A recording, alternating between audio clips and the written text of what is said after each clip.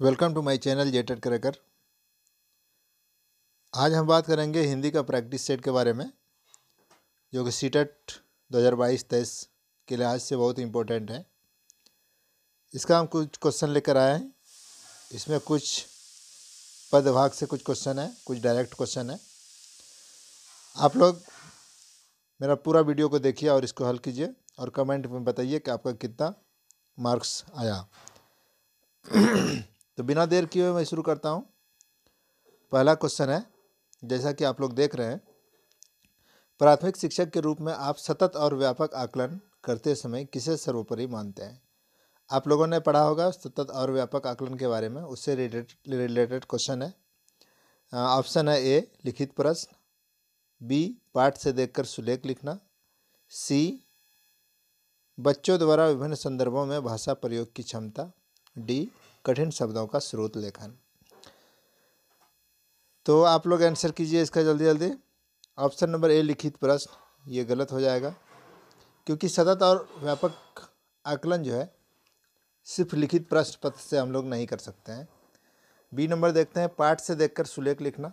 अगर किताब से सुलेख लिखना मतलब देख देख कर जो राइटिंग लिखता है बच्चा, उसी को कहते हैं सुलेख।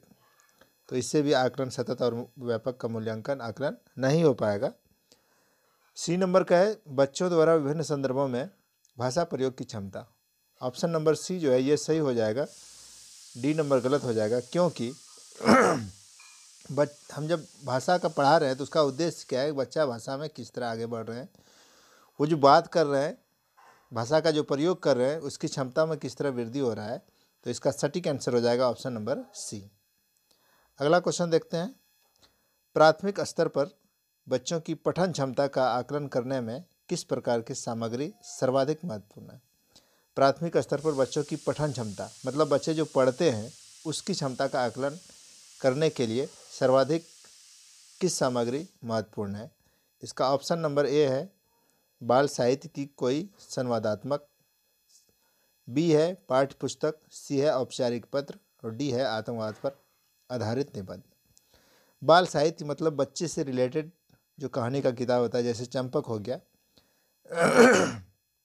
जो कि बच्चे को इंटरेस्टिंग लगे। तो इसका ऑप्शन नंबर ए जो है बाल साहित्य कोई संवादात्मक, बच्चे बाल साहित्य को पढ़ेंगे, इससे हमको क्या पता चलेगा? उसकी पठन क्षमता का आकलन हम उसी से कर पाएंगे। अगला क्वेश्चन है 3 नंबर का, प्राथमिक स्तर पर बच्चों की घर की भाषा को अपनी कक्षा में स्थान देना जरूरी है, क्योंकि घर की भाषा।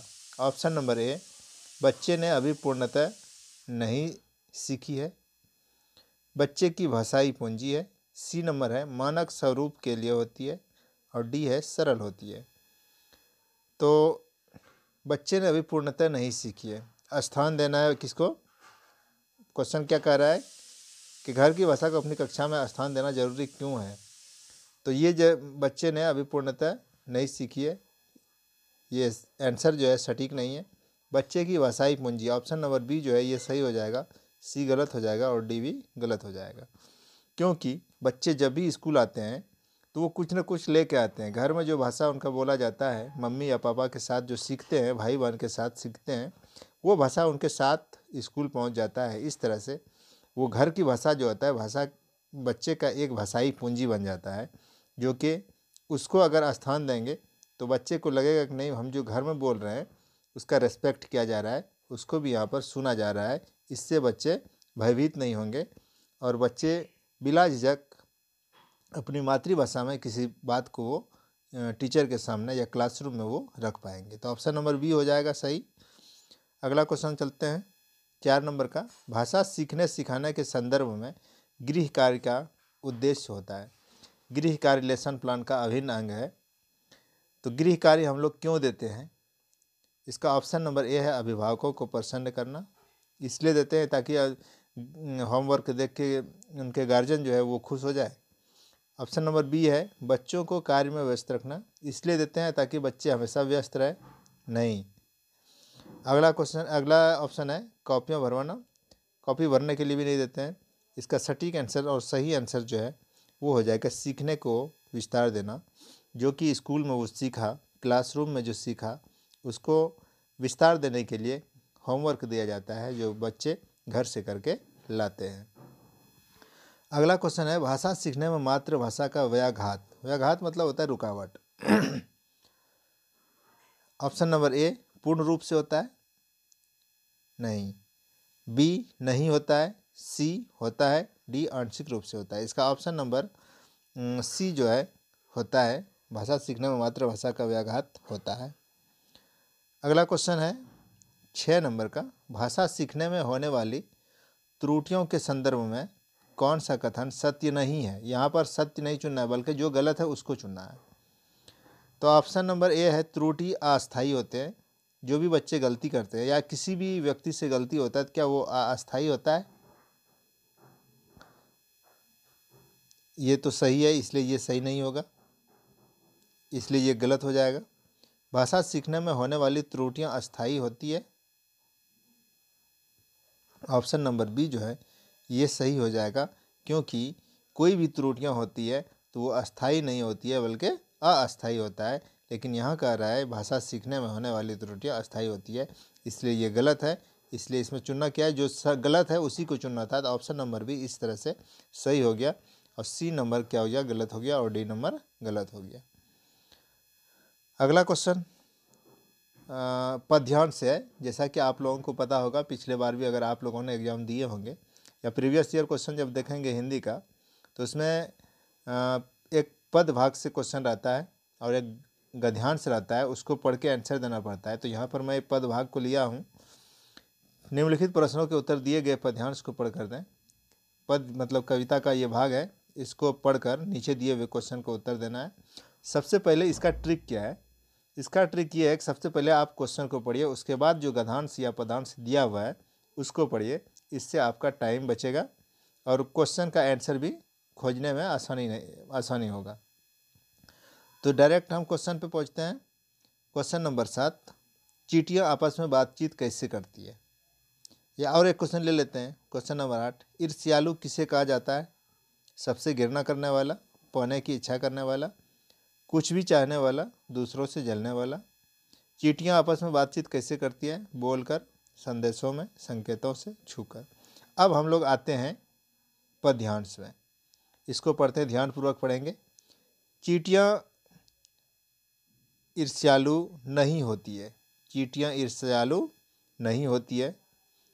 दौड़ती है, भागती है, एक दूसरे को संदेश पहुंचाती, जीवन को परखती पहुंचती है वहाँ जहाँ कोई नहीं पहुँचा कभी चींटियों से पहले। संकेतों में करती है वे शब्द संधान, संकेतों में करती है वे शब्द संधान, मतलब वो बात जब करते हैं तो किस में कर रहे हैं, संकेतों में बात कर रहे हैं। तो यहाँ पर आ गया संकेतों में क्या कर रहे हैं, शब्द संधान कर रहे हैं। इसलिए ऑप्शन नंबर सी होगा सही। ऑप्शन नंबर सी जो है इसका सही हो जाएगा। चींटियां आपस में कैसे बातचीत करती है, तो ये संकेतों से बात करती है। अगला क्वेश्चन, ईर्ष्यालु किसे कहा जाता है। ईर्ष्यालु अक्सर देखते हैं जिसको कामयाबी मिलती है तो आज उनको देखकर लोग परेशान हो जाते हैं, उनसे लोग जलन करने लगते हैं, तो उसी को कहते हैं ईर्ष्यालु, जेलेसी। अगर किसी व्यक्ति को, जैसे आप लोग सीटेट का एग्ज़ाम देने वाले हैं, अगर इनमें से कोई बच्चा पास हो जाता है तो अंदर ही अंदर उससे लोग क्या होता है, जलने लगते हैं, ये पढ़ो नहीं किया और वो पास हो गया है। इसी को कहते हैं ईर्ष्यालु। तो ईर्ष्यालु का अर्थ क्या है, किसे कहा जाता है, दूसरों से जलने वाला। ऑप्शन नंबर डी सही होगा। अगला क्वेश्चन 9 नंबर का देखते हैं। चींटियों के स्वभाव में नहीं है, चींटियों के स्वभाव में नहीं है। ऑप्शन ए है संदेश पहुंचाना, बी दौड़ भाग करना, सी जीवन को परखना, डी ईर्ष्या करना। इसका आंसर के लिए हम लोग चलते हैं। फिर इसका जो पद्यांश है, कविता का भाग है, चींटियां ईर्ष्यालु नहीं होती है। यहाँ पर देखिए इसका क्वेश्चन क्या है, चींटियां स्वभाव में नहीं है, चींटियां स्वभाव में नहीं है, मतलब उनका स्वभाव कैसा है, संदेश तो पहुंचाता है, भाग दौड़ भी करता है, जीवन को परखता भी है। सिर्फ एक ही है जो कि वो ईर्ष्यालु नहीं होता है। तो ऑप्शन नंबर डी जो है ये सही हो जाएगा। चींटियों के स्वभाव में नहीं है, क्या नहीं है, ईर्ष्या करना। अगला क्वेश्चन है, बिखरी हुई चींटियाँ फिर से एकजुट कैसे होती है? ऑप्शन नंबर ए, रास्ता टटोलने से, बी, मित्रों के सहयोग से, सी, शत्रुओं की चुनौती से, डी, पूर्वजों की गंध से।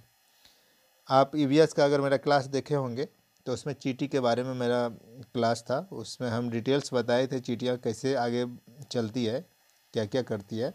लेकिन यहाँ हम बता रहे हैं, जब भी चींटियाँ चलती है तो वो लाइन में चलती है, जैसे यहाँ चलती है, फिर यहाँ, फिर यहाँ, फिर यहाँ, फिर यहाँ, जिस तरह से इस तरह से ये चलते जाती है, रुक रुक के चलेगी। तो मतलब ये चींटी जो चल रही, इसको इसके पीछे जो आगे रहता है, जो इससे पहले चल रही है, मतलब पूर्वज मतलब क्या, इससे पहले जो है, इसके पहले जो चल रही है उसके पीछे से एक गंध निकलती है, उसी गंध को पहचान कर वो चींटी भी आगे बढ़ती है। इस तरह से बिखरी हुई चींटियाँ फिर एक से एकजुट हो जाती है। कैसे? पूर्वजों की गंध से एकजुट हो जाती है। अगला क्वेश्चन देखते हैं, मित्र और शत्रु के चेहरों को चींटियाँ बिखेर देती है, भूल जाती है, याद रखती है, पहचानती नहीं है। हम लोग चलते हैं यहाँ पर। वे शब्द संधान रास्ता नहीं भूलती, कभी स्मृति में रखती है। नहीं भूलती, कभी स्मृति में रखती। स्मृति मतलब याददाश्त, याद में रखती है, संजो कर दोस्त और दुश्मन के चेहरे। मतलब वो याद रखती है, वो दिमाग में संजो कर रखती है। क्या रखती है? दोस्त और दुश्मन के चेहरे। तो क्वेश्चन का आंसर मिल गया। मित्र और शत्रु के चेहरों को चींटियाँ क्या करती है? याद रखती है। इसका आंसर हो जाएगा ऑप्शन नंबर सी, याद रखती है। लास्ट क्वेश्चन है 12 नंबर का, काव्यांश में मगर का अर्थ है। काव्यांश पढ़ते हैं हम लोग पहले। क्या है मगर का अर्थ? कभी कभार वे मगर हर बार नए सिरे से टटोलती है। कभी कभार वे मगर मतलब परंतु। तो इसका सही आंसर हो जाएगा यहाँ पर मगर का अर्थ क्या हो जाएगा? परंतु। इसका सही आंसर हो जाएगा ऑप्शन नंबर ए। काव्यांश में जो मगर का प्रयोग हुआ है वो किसके लिए हुआ है? परंतु के लिए हुआ है। तो मैं आप सभी से आशा करता हूँ कि ये वीडियो आप लोगों को अच्छा लगा होगा। ये एग्जामिनेशन पॉइंट ऑफ व्यू से बहुत ही इम्पोर्टेंट है। आप लोग मेरे पूरा वीडियो को देखिए, और मेरा ईवीएस का पूरा जितना भी सिलेबस उसका सारा वीडियो हम डाल दिए हैं। प्ले लिस्ट में जाइए और सारा वीडियो मेरा देखिए, ईवीएस का तैयारी हो जाएगा। और ये जो प्रैक्टिस सेट चल रहा है इसको देखिए, और जो लोग मेरे चैनल पर नए हैं वो सब्सक्राइब कीजिए। जो मेरे देख रहे हैं ज़्यादा से ज़्यादा लोगों को शेयर कीजिए। धन्यवाद।